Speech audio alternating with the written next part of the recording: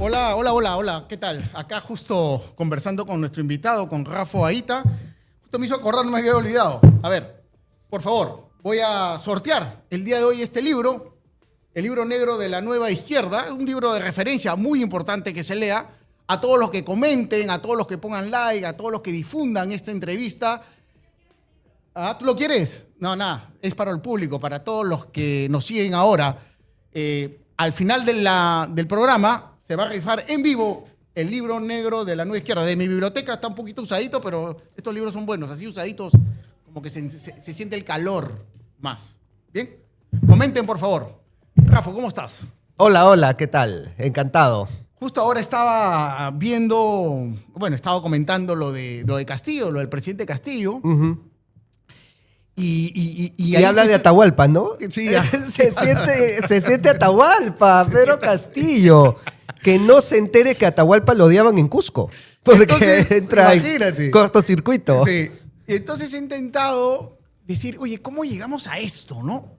O sea, ¿en qué punto de la historia del Perú, Sí. este país tan rico, tan prodigioso en recursos naturales, con gente tan inteligente en su momento y ahora aún inclusive, pudo parir gente así, ¿no? O sea, ¿qué pasó en la historia del Perú para poder tener el Congreso que tenemos, Sí. para poder tener la clase tal vez política tan mediocre? Y entonces, yo soy un hispanista, te sigo desde hace mucho tiempo, estoy en contra de la leyenda negra del encuentro de los mundos y cómo de alguna manera ingleses, franceses maltrataron lo que fue el descubrimiento de América y todo lo que eso significó.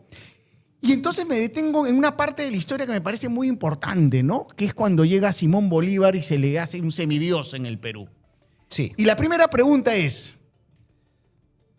¿Simón Bolívar fue el enemigo del Perú? ¿Fue el enemigo número uno del Perú? Como dice Herbert Morote, ¿no? Como dice En su Herbert libro. Morote, sí. Sí. Y con pocos cuestionamientos ante los hechos, ¿no? Sin embargo, es cierto que Bolívar, poniéndome del otro lado, un poco como abogado del diablo, no vino al Perú por cuenta propia. El Congreso mismo lo llama a Bolívar porque había una situación ya complicada previa a Bolívar. Y de repente una situación muy paralela a la que el día de hoy estamos viviendo. Y es que la independencia se dio de forma muy distinta como nos enseñan, de una manera muy caótica, muy convulsa, con bandos poco claros, y por eso también tenías personajes que pasaban de uno a otro bando. Entonces, para entender qué fue la llegada de Bolívar a Lima, vamos a ponernos en contexto. Venga. ¿Qué es lo que se estaba viviendo en el Perú en esa época?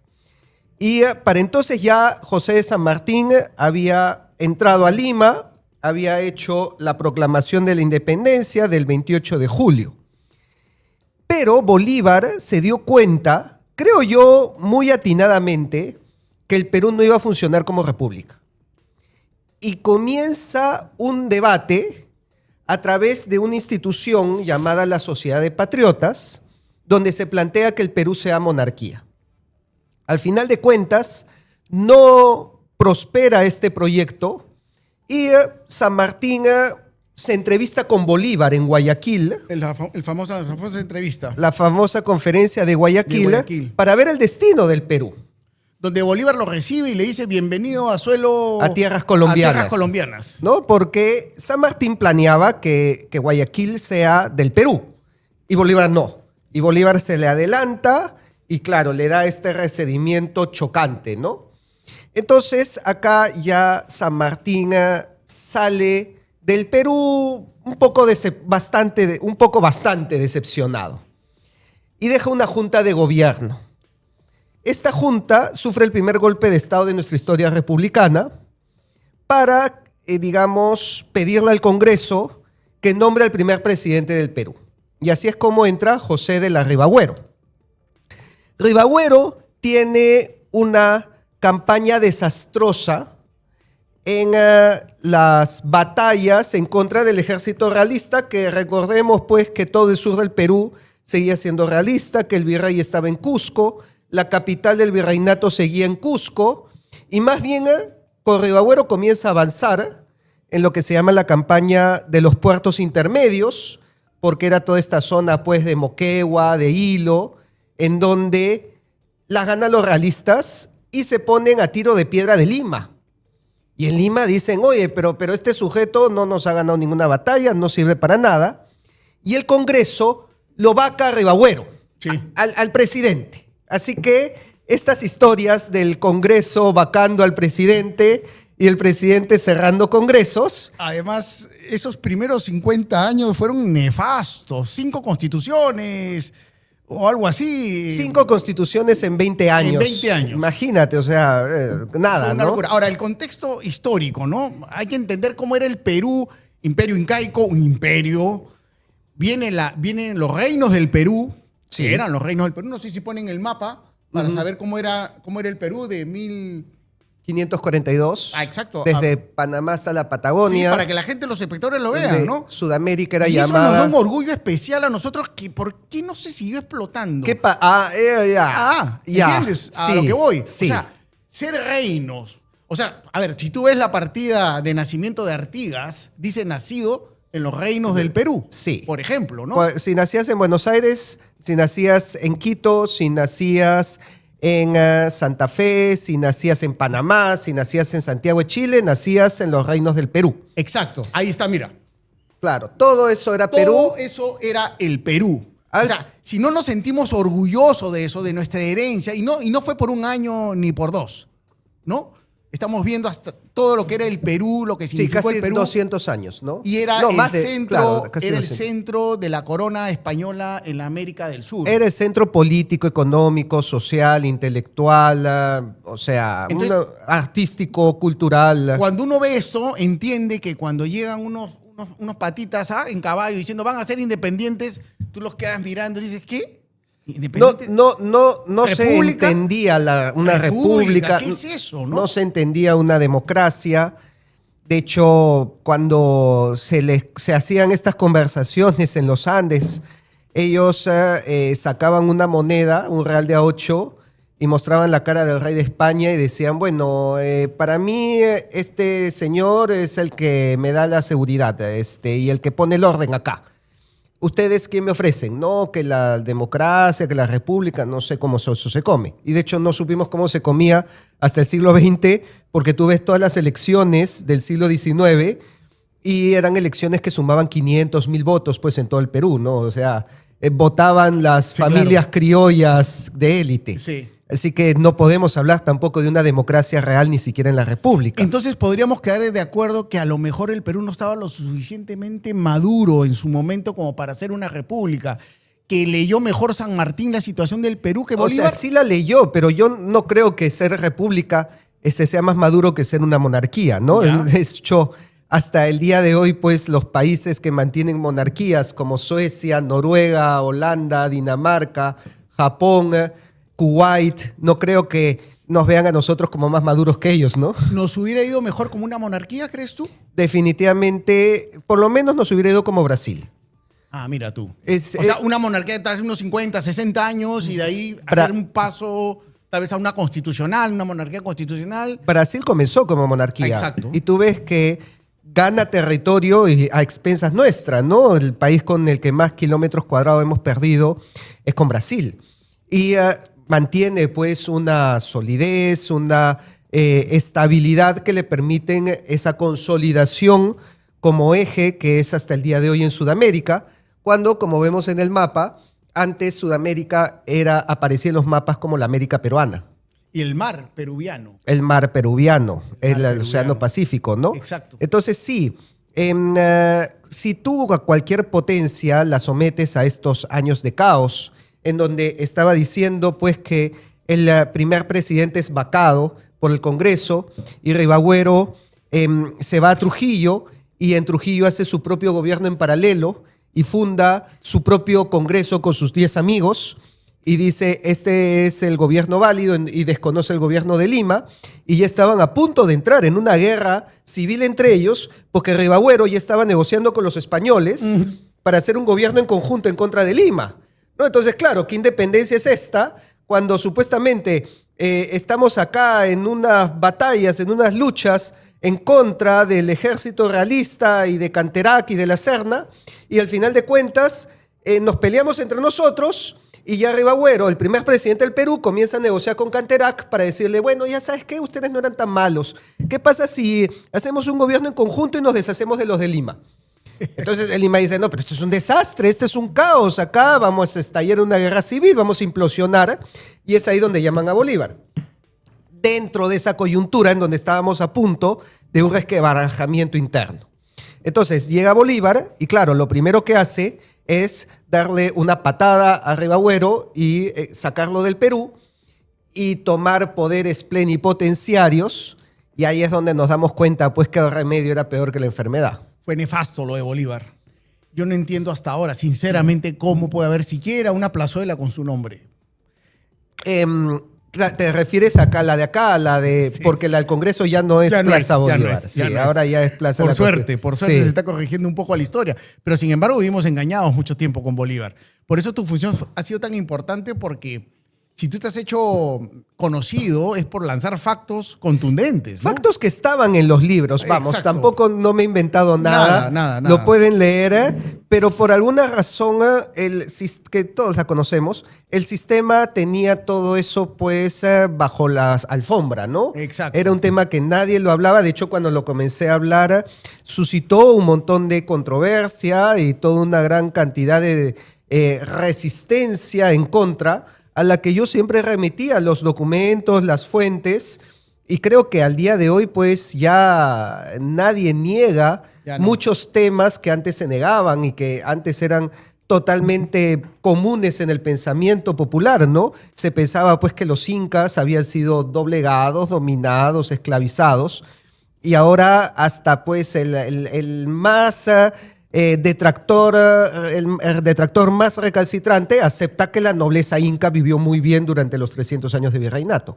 Que nos quedamos en esta primera etapa, que fue una etapa donde se rompe un equilibrio que ya existía en el Perú, y llegamos a la etapa del guano, ¿no? A la etapa de los famosos contratos, de la guerra con Chile posterior. Ese tal vez es otro punto que podríamos identificar como bisagra en la historia del Perú. Sí, contribuye a la, digamos, distanciamiento. Estamos hablando de finales del siglo XIX, ¿no? Mediados y finales, o sea, segunda mitad del siglo XIX. Segunda mitad del siglo XIX. ¿No? Porque cuando nosotros revisamos los datos económicos que muestran el mismo libro del BCR sobre economía colonial del Perú y el libro de Bruno Seminario también de economía moderna, que cuantifica, digamos, con indicadores macroeconómicos cómo nos iba en el Perú en el siglo XVII, XVIII, encontramos que la sierra era más rica que la costa, ¿no? Exacto. Entonces, nosotros decimos, ¿qué pasó acá? Pero ¿en qué momento comienza a revertirse esta tendencia? Y encontramos un primer momento, primero en la rebelión de Tupac Amaru, que desangra los Andes. Segundo, en la independencia, donde se desarticula toda la nobleza inca y los curacas, que eran los que mantenían el orden. Eso fue un gran daño que hizo Bolívar, ¿no? Bolívar, cuando disolvió el Consejo de los 24 electores, terrible. Dejó acéfalo totalmente descabezado. Sin sentido, se quedó la gente. Sentido, desorientado. Sin columna vertebral. No había quien estructure un Estado, ¿no? Entonces se construye una república criolla a espaldas de los Andes. Pero aún así los Andes seguían siendo prósperos. Hasta el boom del guano, en donde ya la riqueza pasa a la costa, y es a partir de ahí donde se comienza a ver a los Andes pues como pobre, como atrasado, y también comienzan los temas de racismo, de discriminación. Brechas que surgen en el siglo XIX y en el siglo XX y se agudizan en el siglo XX. Mucho se habla, pues, y se echa la culpa a los españoles, a la colonia, que trajeron estructuras coloniales en donde intentaron borrar la cultura andina y que generaron toda la discriminación que tenemos hoy. Pero si nosotros vemos otra vez los números, encontramos que para 1821 el 80% del Perú te hablaba quechua. Exacto. Y más bien el día de hoy, que te lo habla pues un 11, 12%, nos damos cuenta que el habla, la pérdida del quechua ha sido durante la República, ha sido por culpa nuestra. Y más bien coincide con una realidad. Cuando tú preguntas a los, digamos, migrantes del interior del Perú sobre sus abuelos, te van a decir que eran quechohablantes. O sea, se ha perdido en 2 generaciones y eran los abuelos los que dijeron, no, yo no quiero enseñarle quechua a mis hijos porque los van a discriminar. Pero ya vemos pues que esto tiene un punto de inicio en el siglo XX. Antes no se veían estas cosas porque, de hecho, incluso era obligatorio aprender quechua en la Universidad de San Marcos para poder recibir un título de San Marcos en la época de los españoles. Y claro, tú dices, y acá pues cuál es el cariño, ¿no?, que tenían, o sea, ¿qué pasó acá? Y no es que tampoco era una cuestión tan romántica, era una cuestión eficiente, ¿no? O sea, era mucho más eficiente aprender pues un nuevo idioma para trabajar con los que ya los hablan que un pequeño grupo imponga tu idioma a todo un extenso territorio como el que hemos visto. Esa idea vino con el Estado moderno. Entonces vino con las ideas de la Ilustración, vino con las ideas pues de que había que sofisticarnos como Europa, ¿no? Y ahí es donde Lima quiere parecerse más a París que a Cusco y quiere crear un racionalismo ilustrado en donde todo lo tradicional, todo lo religioso, todo lo conservador y en el caso del Perú, lo andino y lo quechua se comienza a ver como atrasado frente a lo moderno, que era lo francés. Lo afrancesado. Lo afrancesado. Lima se afrancesó frente a la racionalidad, al laicismo, a la separación de la iglesia y Estado. Todas estas ideas fueron las que profundizaron en este racismo que tanto se quejan de repente los mismos que defienden estas ideas. La élite limeña básicamente era muy afrancesada, tanto así que el ejército peruano es adoptado por el ejército francés. Sus usos, sus costumbres, insignias, sus uniformes. Inclusive, a finales del siglo pasado, antes del boom gastronómico, si tú venías alguien del extranjero, lo llevabas a comer comida francesa. Te estoy hablando de Lima de los 70. Así es. Ahorita. O sea, era la comida francesa y teníamos vergüenza de lo andino, de lo propio. Así es. Y fíjense cómo cambia el tiempo y fíjense en el punto en que estamos entre las mejores todo esto gastronomías sucede del mundo. Entre el siglo XIX y el siglo XX. Exacto. La arquitectura de Lima es una arquitectura francesa. Es la Plaza San Martín, por Dios. O sea, el Palacio de Gobierno. Exacto. No es española. Exacto. Fíjate, y eso es porque durante el siglo XIX y el siglo XX vino toda esta corriente de afrancesamiento que, como dices, influyó en la gastronomía, en la cultura, en el arte, en la arquitectura, pero que al mismo tiempo trajo este espíritu de lo europeo es mejor. Exacto. Me da pie esto que estamos hablando de Francia y del afrancesamiento. Yo siempre, cuando hablo de América, hablo de Hispanoamérica, ¿no? Porque somos hispanos, finalmente, porque tenemos el mismo idioma. Ahora, ¿de dónde viene el término Latinoamérica? Ya que estamos hablando de los franceses. Me gustaría, porque para que lo aclaren, hacemos un paréntesis. Vamos a seguir guaqueando un poquito en la historia, como diría el arquitecto de la UNDE. Pero estos dos términos, Latinoamérica e Hispanoamérica. Cuando yo digo Hispanoamérica en todas mis conversaciones, entrevistas, como que me miran y como que... Bueno, no calza. ¿De dónde salió este marciano? Sí. Cuéntanos, por favor, cuéntale a la gente y cuál sería el término exacto para hacer dignamente... hacerle honor a nuestra ascendencia, ¿no? El mismo término de Latinoamérica fue impulsado con Napoleón III. Exacto. Para también deshispanizar América y afrancesarlo, ¿no? Y el Hispanoamérica no incluye la lengua francesa. Latinoamérica sí la incluye, ¿no? Exacto. Cuando si nosotros buscamos, pues, quiénes son los que hablan francés en América, encontramos Haití y Quebec. Yo no sé si en Quebec se sientan latinoamericanos. Me gustaría ir a Canadá o de repente algún influencer quiere hacer este experimento de ir a Quebec y preguntar por la calle, ¿usted se siente latinoamericano? porque en el sentido estricto de la palabra lo son. Son americanos que hablan una lengua latina, el francés, pero no lo perciben así.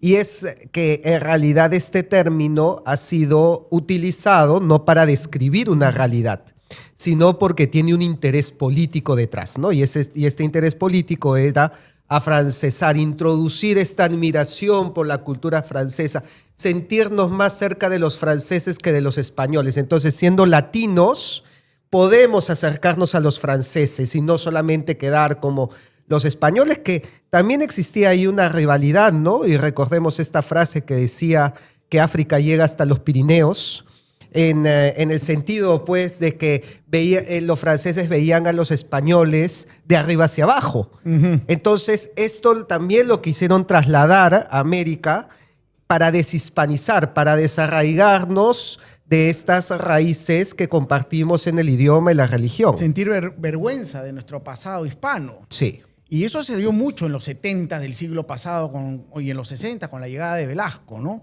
Y mira, qué interesante que estemos hablando de este afrancesamiento, porque una crítica que yo siempre hago a los hispanistas es que me hablan de arriba para abajo de lo malo que fue el imperio inglés y que los anglosajones tienen la culpa de todos nuestros males. Y yo siempre les digo, oye, acá Francia está pasando piola. Totalmente piola. Porque primero tenemos todo esto que estamos conversando de Latinoamérica, que fue impulsado por Francia.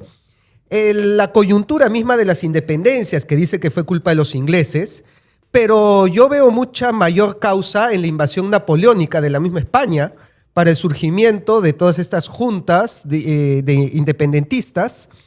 Y al mismo tiempo, quien cometió los mayores desmanes dentro de España ha sido Francia. Exacto. O sea, lo que hicieron las tropas de Napoleón en la península fue terrible. Utilizaban el palacio donde estaban enterrados los reyes godos como establos para sus caballos. Era una humillación, pues, así tangible. Y no veo que se les tenga tanta tirria como a los ingleses. Y yo digo, a ver. ¿Por qué los otros se quedan que pasan piola, no? Sí, claro. Además hay que entender también de que, claro, con el reinado de Pepe Botella, cuando invade Francia, cuando Napoleón invade España, ellos como que avisoran lo prodigioso que era este continente. Sí. Y ahí es donde ellos se lo curan, junto con los ingleses, la famosa leyenda negra, ¿no? Sí. Y hay que recordar también que los franceses invadieron México. Sí, claro. Claro, invadieron México y tuvieron varios años en el poder en México y montaron una monarquía también en México.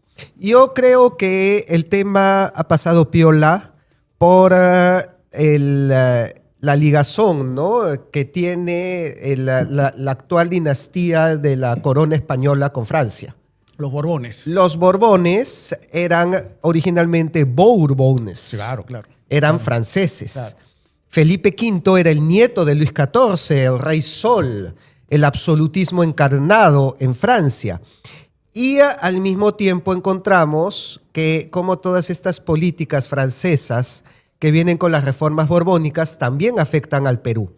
Porque ese mapa que mostramos al inicio no se resquebraja solamente con la independencia. Comienza su quiebre con las reformas borbónicas que crearon el virreinato de Nueva Granada y del Río de la Plata y que propiciaron los levantamientos de todo el sur del Perú, porque los que manejaban la cadena de suministros con Potosí, con la plata de Potosí, eran los curacas andinos, eran los curacas cusqueños, entre ellos uno de los más importantes, José Gabriel Túpac Amaru, ¿no? Así es. Entonces, ahí vemos también cómo estas políticas de los Borbones de repente fueron el inicio de este momento que mencionabas, de la pregunta de Vargas Llosa. ¿En qué momento se fregó el Perú, no? Bueno, de repente con las reformas borbónicas. Quiero, si pueden ustedes en el chat, yo quiero ese libro, el de Agustín Laje y Nicolás Márquez, el libro negro de la nueva izquierda, entran al sorteo. Yo quiero ese libro y entran al sorteo. A ver, claro, puede ser ese punto el que tú dices, pero también tenemos dictaduras memorables en el siglo XX, ¿no? La de Leguía, sí, la de Odría, la de Sánchez Cerro. Sí. ¿Ahí pudo haber habido un quiebre o fue peor tal vez la dictadura de Velasco, ese gobierno revolucionario que desarticuló el agro? Acá estuvo Absalón Vázquez hace unos días, es una de las entrevistas más poderosas que ha tenido Geopolitik y Resurge TV. Y él dijo algo, dijo, mira, la intención fue buena en su momento, pero fue desvirtuada en su momento. ¿Qué dictadura marcó más el siglo XX en el Perú? Sí, no, definitivamente la de Velasco marcó un antes y un después. Creo que ya se ha hablado largamente del tema económico, del tema industrial. Recordemos que el Perú era la primera potencia de producción y exportación de harina de pescado, ¿no? Pero al mismo tiempo, poco se habla del impacto educativo y cultural. Ahí está el punto, me parece. Ahí está, creo yo. Es el punto de quiebre ahí cultural. Porque ahí se cae el argumento de que tenía buena intención. Porque al menos en el plano educativo se hizo una reforma curricular que tenía toda la intención de meter en los colegios un odio hacia todo lo que es el virreinato, lo que es lo hispano, y oponer lo hispano a lo indígena, colocándolo a lo hispano como lo dominante. Nos pusieron el cliché, nos robaron el oro, No, se llevaron todo, sí, ¿no? Sí, Eso te inculcaban en los colegios. Esto ya, si bien en la academia, en las, digamos, entre los intelectuales ya se hablaba, de repente José Carlos Mariátegui es el más famoso de ellos, pero no entraba en los colegios. Es acá donde nos metieron el veneno en la educación, donde nos metieron esta dialéctica de enfrentamiento en donde los peruanos comenzaríamos a odiar nuestro propio pasado y nuestras propias raíces. Y aquí no tiene solamente la culpa Velasco, porque ya Velasco se murió hace 50 años y hemos tenido muchísimos gobiernos para cambiar, para hacer esta reforma, y la verdad es que a ninguno le ha interesado meterse en este tema educativo. Mea culpa también para la gente que no es de izquierda, la gente de centro derecha o de derecha, que tampoco se involucró en la cultura y que asumió ese discurso como propio también. Sí, sí, o que le llegó reverendamente el tema educativo, cultural. Desprecio profundo a la cultura, ¿no? Muy recientemente, y yo puedo decir que cuando empecé con mi canal a hablar de estos temas, eras un solitario, un Quijote. ¿Ah? Era un Quijote que además cuando yo entraba a hablarle precisamente a esta derecha que dices, esta derecha más mercantilista, más utilitarista, me decían, ay, pero este es un tema teórico. Increíble. Es un tema de las aulas, ¿no? Pero bueno, ¿eso en qué me ayuda a mí? No sé, a combatir la pobreza, en qué me ayuda a mí a ponerle un pan en la mesa de los peruanos. Yo decía, a ver, lo urgente no debe quitar lo importante. Si bien lo urgente es tener un pan en la mesa, pero lo importante es lo que tienes en la cabeza. Exacto, también, ¿no? Exacto. Lamentablemente no se tenía esta visión, yo diría hasta justamente de quien comenzamos hablando, hasta Pedro Castillo. Sí. Con Pedro, eso yo le agradezco a Pedro Castillo. ¿Qué le puedes agradecer? Yo le agradezco. Si hay algo que yo le debo a Pedro Castillo, es que a partir de él, ya la gente dijo, oye, fíjate, el tema histórico afecta a la política. ¿Qué falta nos hace la educación? Es la prueba evidente de que, mira. Yo me acuerdo que el día que él toma el mando y hace este discurso... Yo me acuerdo que estaba en mi habitación de mi departamento viendo los resultados y gana Pedro Castillo. Casi me muero. Sí, pero yo... Se me heló la sangre. Me estoy refiriendo a la toma de mando. La toma de mando. ¿No? Cuando dio este discurso en donde en la cara del rey de España dijo que la culpa de los males del Perú era por los invasores de Castilla. En ese momento... Ese día yo recibí más visitas a mi página que nunca. Sí. Porque todo el mundo venía a preguntarme, oye, ¿es verdad? Oye, ¿esto pasó así? Oye, cuenta. Los mismos que me ninguneaban la historia, los mismos que me decían, ay, esto no sirve para nada, ahora me están diciendo, oye, cuéntame. Yo, ¿cómo respondo esto? Decía, ahora te das cuenta. Ya, o sea, ya cuando estás hasta el cuello, ahí recién dices, mira, esto sí era importante. Bueno, gracias Pedro Castillo por hacernos ver a todos los peruanos de que la historia afecta la política. Qué peligro, porque además la sentencia con la cual está condenado es una sentencia al no ser Él es rebelión, joven. al no ser rebelión, puede salir en 2 o 3 años. Él es joven. Él A ver, es ya, joven. imaginemos El peligro que, está latente. imaginemos que cumpla sus 11 años. No, es que no, porque tiene beneficios. Pero que tiene penitenciarios. beneficios, ya, o sea, sí, Sí, va a si no es seguir el en política. Si no es en el 31, será en el 36. Y puede seguir hasta el Exacto, 41, exacto. sí. Y está probado que en el Perú existe gente que admira o que Que se siente siente- muy bien no, en que- el odio. que asume su discurso. Exacto. Que cuando él dice, a mí yo soy un preso político por culpa de los criollos que son los hijos de los colonizadores que nos han esclavizado por 300 años, hay gente que dice, es verdad, se identifica con eso, se siente así. A pesar de que eso es una falacia histórica, que no hay cómo sostenerla, porque, a ver, que en la supuesta época de la colonia, los incas, la nobleza andina, vivían mejor que los reyes. Exacto. Tenían todos los beneficios, todos los privilegios, manejaban el comercio de la plata, derrochaban plata por donde caminaban. Entonces, pero eso ya no conviene al discurso. Conviene poner al pobrecito indígena, siempre oprimido, siempre esclavizado. Tú no puedes poner, pues, al descendiente inca como power, como aparecía en sus cuadros, ¿no? Vestido de noble, con el estandarte del rey y demostrando poder, porque eso te rompe el discurso. Entonces, justamente ahí donde ves la intención política de darnos esta versión de la historia. Sí, pues además es el producto de esa educación de los 70s. Y esa, que es el producto de esto.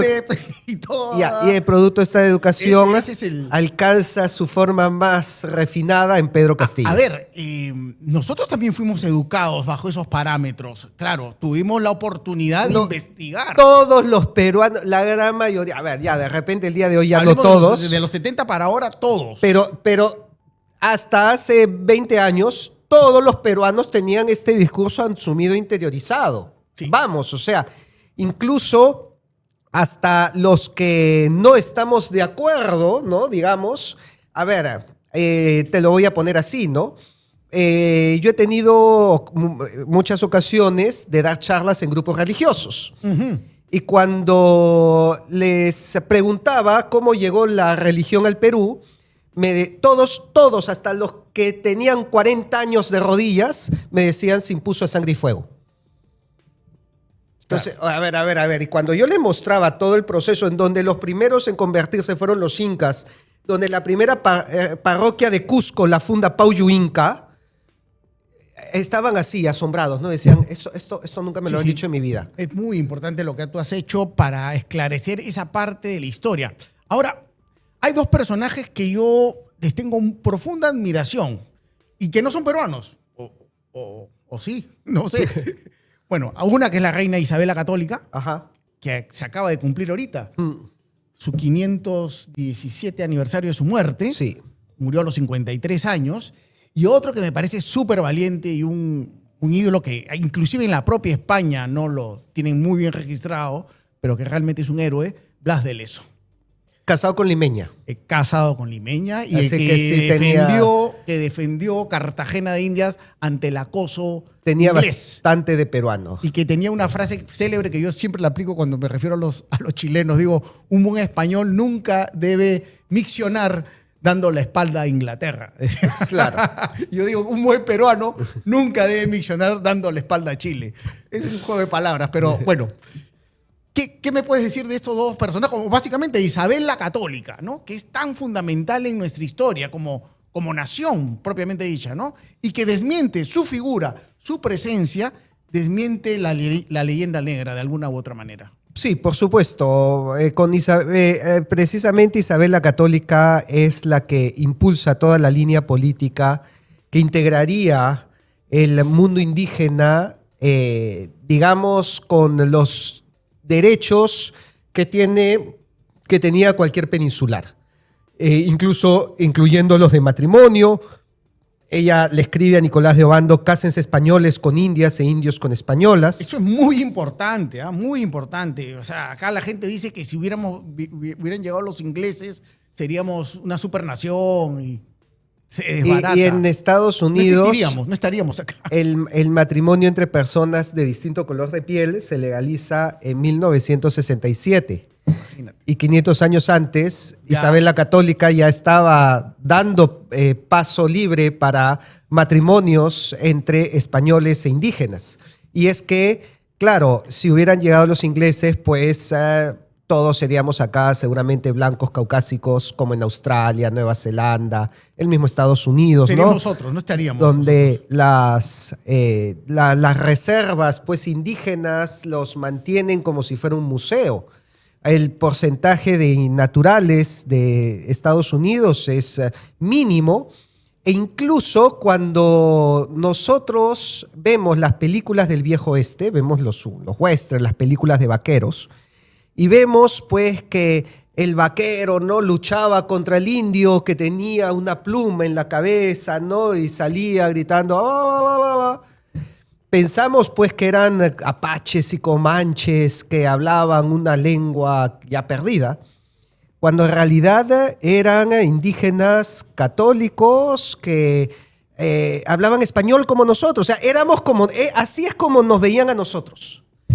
Porque se encontró la partida de bautizo del indio Jerónimo.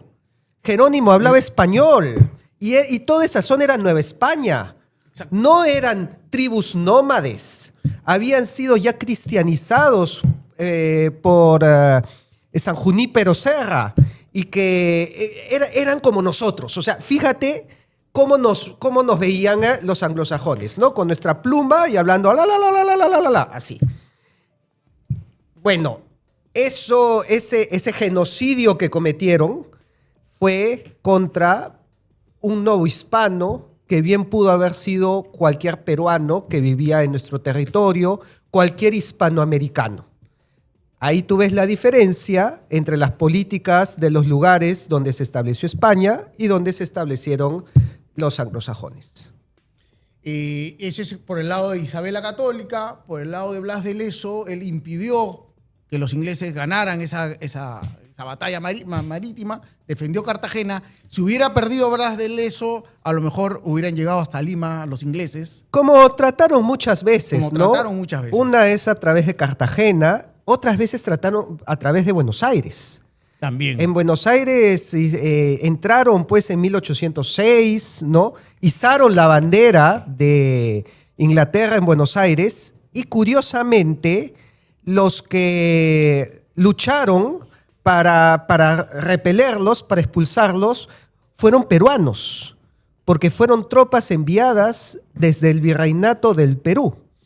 Es por eso pues que yo creo que si ya tenemos estrechas relaciones con los argentinos por el tema de las Malvinas, el más reciente, pero si también supieran esto, yo creo que El amor sería más profundo. el amor sería más profundo, nos consideraría más, ¿no? Yo recuerdo que hace poco, justo estuve conversando con Pablo Muñoz Iturrieta. Ah, sí, Pablo. Sí, ¿No? sí, lo conozco, claro. Pablo dio una conferencia en México. Un gran psicólogo, gran psicólogo. ¿No? Él dio una charla en México a la que también asistí y en donde dijo, ¿no? El Hispanoamérica tiene un padre que es Hernán Cortés. Le dije, aguanta tu coche, hermano. Aguanta tu coche. Tú con Hernán Cortés no tienes nada que ver. Hernán Cortés está muy bien aquí para México, para Nueva España. Pero para ti fue Francisco Pizarro, porque Argentina era el virreinato del Perú, no era Nueva España. Y cuando los ingleses los invadieron, las tropas que derramaron sangre en Buenos Aires fueron tropas peruanas. Así que no me vengas acá a mexicanizarte. Y el pata estaba pues alucinado, Una lección ¿no? de historia brutal. Es que esas cosas tenemos que saber, ¿no? Yo creo que ese tipo de datos nos rompen muchos prejuicios para bien, porque yo sí he notado que todas estas trifulcas, todas estas rencillas domésticas republicanas se terminan cuando nos damos cuenta que hemos sido un mismo imperio, pero además que hemos sido el Perú. Exacto. Entonces, digamos, si el día de hoy vemos que existe una leyenda negra contra el Perú, por ejemplo en Ecuador, Por ejemplo, ¿no? Muchos haters, ¿ah? mucho hater en Ecuador, Mucho. o en México, Bolivia. en Bolivia. Tuve un programa sobre las ya. danzas el día martes y que fue un éxito. Pero Pero, los hispanistas no son así. Ajá. El hispanista ecuatoriano valora al Perú. El hispanista boliviano valora. El hispanista chileno. Ahora, mira que dijiste, no, todo buen peruano debe mear mirando a Chile. Sí. Los hispanistas chilenos se reconocen que Chile fue parte del Perú. Han descubierto ruinas incas en Santiago, donde es ahora la plaza Entonces, principal de ¿cómo Santiago. nosotros nos vamos a pelear digamos, entre hermanos de la misma casa? ¿No? Cuando no ha habido fronteras entre nosotros. Cuando encontramos eso, todas estas rencillas, ¿no? Todas estas luchas republicanas, todas estas incluso sesgos de leyenda negra contra el Perú, veo cómo se disuelven, ¿no? A mí me es mucho más fácil hablar de historia con un hispanista ecuatoriano, con un hispanista chileno, con un hispanista boliviano y argentino, que con el que no lo es. Y no estoy diciendo historia de la conquista, estoy diciendo historia republicana, historia del siglo XIX, historia del siglo XX. Ellos tienen menos un sesgo antiperuano porque ya se reconocen que fueron el Perú. Exacto. Y es por eso que yo creo que a través... Y hay una frase que yo solté en redes que fue muy controversial. La hispanidad es el antídoto contra el racismo. Y fue muy controversial porque el discurso actual te dice que la hispanidad es racista, ¿no? Que el que defiende la hispanidad lo hace por defender a los españoles, a los blancos, en contra de los indígenas que los quiere colonizados. Y no se da cuenta que la primera indigenista fue la que mencionaste, Isabel la Católica. Isabel la Católica. Y que la hispanidad fue la primera en defender, en proteger, en hacer leyes a favor de los indígenas. Y que cuando te das cuenta de esto, ya dentro de la hispanidad se quiebran todos estos prejuicios y comenzamos a vernos en lo que diría Vasconcelos, la raza cósmica, el mestizaje, la unión en la sangre, la unión en la cultura. Exacto. Esto te diluye ya, te desaparece todo rastro de racismo, todo rastro de xenofobia, todo rastro pues de estas trifulcas, estas peleas vecinales que tenemos alrededor de nosotros. Como yo digo, en esa unión perfecta de nuestro abuelo español y nuestra abuela india, ¿no? Que tenemos que quererlos a los dos por igual. Pero ya vamos sacando un poco de conclusiones. Estamos claros de que fue nefasto ese cambio educativo que hubo en los 60, 70. Y bueno, ahí, para empezar, ¿qué resultados nos ha traído? Ya, a ver, pongámonos los sobre la congresistas mesa, que ¿no? tenemos. No, En principio. Sí, claro. Un nivel educativo Exacto, a ese punto quisiera llegar. que se ¿no? ve en el Congreso, pero que también se ve en la calle. Porque al final los congresistas ¿de dónde salen? ¿No? Sí. Salen de la calle, del pueblo, no es que lo sacan de un laboratorio. El congresista del que tanto renegamos termina siendo el peruano promedio. Y tal vez también una mala interpretación de lo que es el capitalismo, porque finalmente ese congresista con dinero, y se ha llegado a la política, el punto en donde si tengo dinero, quiero ser congresista, y no me importa si tengo ideología, no me importa si tengo o no tengo estudios, no me importa si soy un desastre en comprensión lectora, tengo dinero y quiero ser congresista. Entonces, si llegas con mucho dinero, con mucha ambición por seguir haciendo más dinero y con poca educación, ese cóctel... Pero a lo que yo me refería es qué resultados sociales ha traído a nivel de los problemas que estamos hablando. Desde los 70s ha bajado el racismo, ha bajado la discriminación, nos sentimos más integrados, nos sentimos más peruanos, estamos más orgullosos del Perú. Yo creo que es todo lo contrario. Todo lo contrario. Desde que entró esa educación, nos peleamos más, nos odiamos más, nos sentimos menos, estamos más disconformes y además que nos termina atentando, siendo una bomba contra la autoestima nacional. No lo digo yo, lo decía Rodworowski. que mencionaba que la conquista se enseña de una forma tan mala que nos acompleja como peruanos, porque si terminas enseñando que el maravilloso imperio inca fue conquistado por 180 españoles, yo creo que ese es el peor racismo de todos. Exacto. Porque estás diciendo que todos eran unos inútiles y que los españoles con 4 gatos terminaron conquistando todo el imperio. Algo que además de no tener ni pies ni cabeza, te genera un complejo. Y es de repente ahí donde comienzan a nacer todos estos problemas de identidad que tenemos, de no sentirnos peruanos y de sentirnos menos. Si hay algo que es transversal al Perú, es el techo de vidrio, un techo mental en donde satanizamos al triunfador y por lo tanto le rehuimos al éxito. El famoso jugamos como nunca, perdimos como siempre. Las victorias morales porque nos ganaron en el último minuto porque no nos la creímos. Todo este techo mental, todo este freno de mano que tenemos en la cabeza, viene porque no nos la creemos, porque romantizamos al perdedor. El pobrecito, la víctima, el que pierde, ese es el bueno, con ese nos identificamos. Por lo tanto, el que triunfa debe ser malo. Si yo estoy ganando, si yo voy a triunfar, ¡pum!, me viene eso a la cabeza. No, pero ¿cómo? ¿Yo que voy a triunfar? Yo soy pobrecito, yo no puedo, yo soy la víctima. Y ahí es donde nos derrumbamos. Tenemos que sentirnos orgullosos de nuestras raíces, de lo que fuimos, de lo que somos. A ver, lo hablamos. La comida la escondíamos en los 70. La comida la escondíamos. Y teníamos un tesoro escondido. Nos daba vergüenza invitar a almorzar a alguien del extranjero nuestra comida. Lo llevamos a comer francés. Así era de guachafita, la Lima de los 70. La Lima francesada. La francesada de los 70, de los 80. Y ya en los 90 el boom.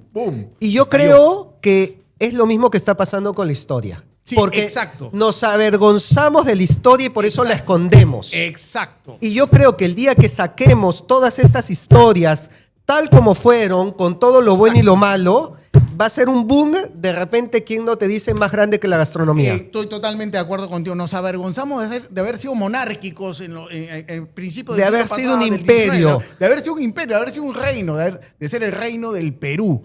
Nos avergonzamos de eso. ¿Por qué? Incluso de que los incas sean imperio. Exacto. Oye, lo acabo de escuchar en un video de Maduro, en donde decía, a mí no me vengan a hablar del imperio inca.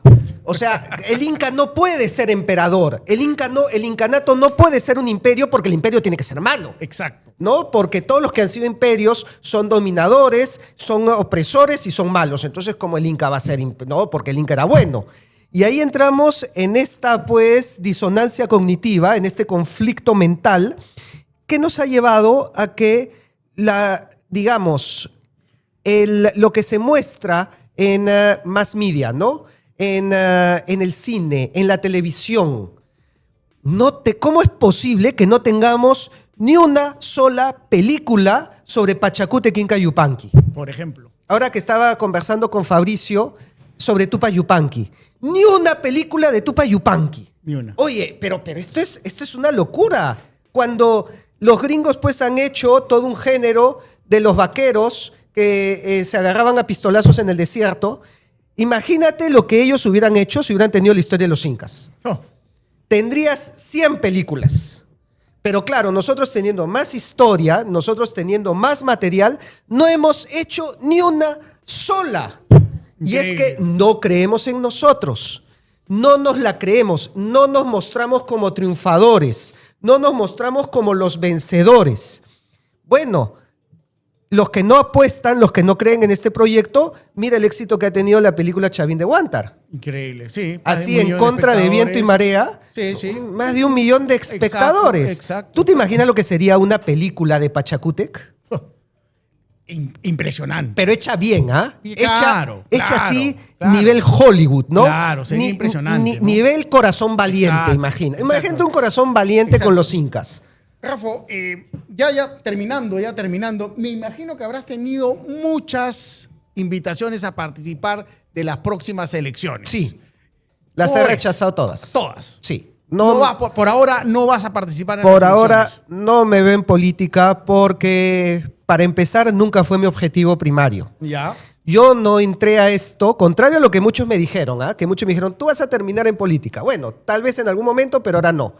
porque para mí mi objetivo primario era hacer un trabajo de difundir nuestra cultura, nuestra historia, y yo considero que ahora se necesitan más personas que trabajen desde la intelectualidad que en la política. Pero sabes que tu destino ya está trazado, es inevitable que en el futuro Es cercano... como el lado oscuro, ¿no? Sí, es de como todas Darth maneras Vader vas a pecar. diciendo únete a mí y juntos Ven, dominaremos ven la hacia mí. galaxia, Sí, ¿no? sí, pero está bien, porque necesitamos gente capaz. Yo te quiero agradecer mucho. Vamos a pasar por el sorteo. A ver, ya, acá está. Vamos con el sorteo. Pongan like, compartan. Rafa, como siempre, ha lanzado varios factos. Listo. 19, vamos. No he traído mis lentes blancos.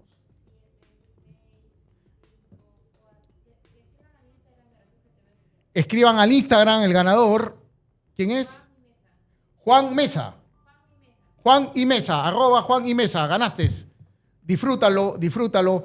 Viene César Olaya, mi gran amigo. Gracias, Rafa, nuevamente. Encantado. Vamos a seguir conversando de todas maneras. Hay mucho más para hablar. Claro La que República es algo que es apasionante y hay que estudiarla porque si estudias la historia no vas a repetir los errores del pasado, por lo menos los vas a mitigar. Así Gracias. es. Encantado. Viene César Olaya.